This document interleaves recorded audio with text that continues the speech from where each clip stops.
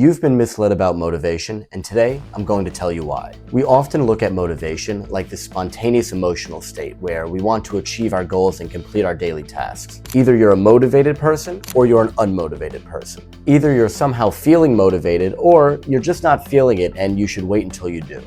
But this is not at all how motivation works. My name is Travis, and I'm a therapist who's passionate about self-development, and today we're going into how we misunderstand motivation and how we can feel more motivated throughout our day to do the things that we want to do. Why do we even want to feel motivated? There's many people out there who will tell you that motivation just isn't important and that life is all about discipline. And while discipline is really important, if you don't feel like doing something, then eventually you're probably going to burn out and you're going to stop doing the thing. This is why we have the phenomena of tons of people signing up for the gym at New Year's. And you go into any gym on January 1st and you see a ton of new faces. But you fast forward a few months and you'll see that most of those people have probably disappeared. If you're constantly battling yourself to do things that you don't want to do, you're probably going to end up feeling miserable. And well, most of us don't feel like feeling miserable. The more we're able to gain control and influence over our emotions, the easier it'll be to feel better while doing things throughout our day.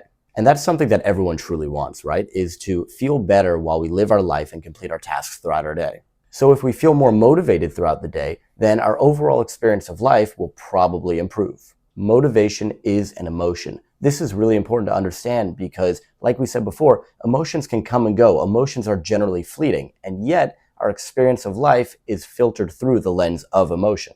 So how do we gain control over our minds so that we feel more motivated? The most important thing to recognize in creating this feeling of motivation is that motivation comes from momentum. It's far easier to continue doing something than to just start doing it. And once we've started something, we've created the necessary momentum. I'll be honest, maybe a third of the time, maybe half the time that I go to the gym, I don't really feel like going. But I noticed that pretty much without fail, whenever I just go to the gym, I'm able to push myself just to do that first step, just to start doing the action, I immediately feel better and I feel more motivated to crush the rest of the workout. Rather than waiting for our emotions to change our actions, we should use our actions to influence our emotions. We change the direction there. Recognize that your feelings of motivation may only come once you have created the necessary momentum by starting the task. And this is great news if you're someone who's disciplined enough to just start the task. But what if you still need that little push just to start? In this case, instead of relying on physical momentum with our actions, we're going to rely on mental momentum from our thoughts. We want to start with getting the gears turning in the right direction in our head so that our mind will feel this sense of momentum and make it easier to begin doing the thing. This is creating mental momentum. But how do we create this type of momentum? The truth is, it really just comes down to recognizing the consequences of your actions.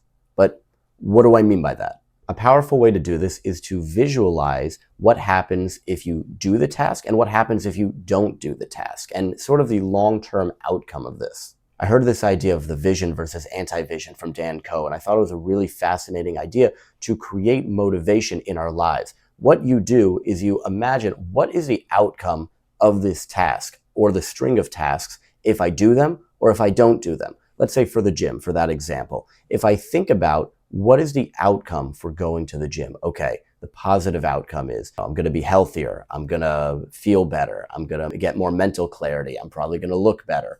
And then the anti-vision is what happens if you don't do the task. And especially in a repeated sense, if I don't go to the gym, I might feel weaker. I might actually be weaker. I might feel worse. I'll have more brain fog throughout the day. And I won't be able to, let's say, achieve the body that I want.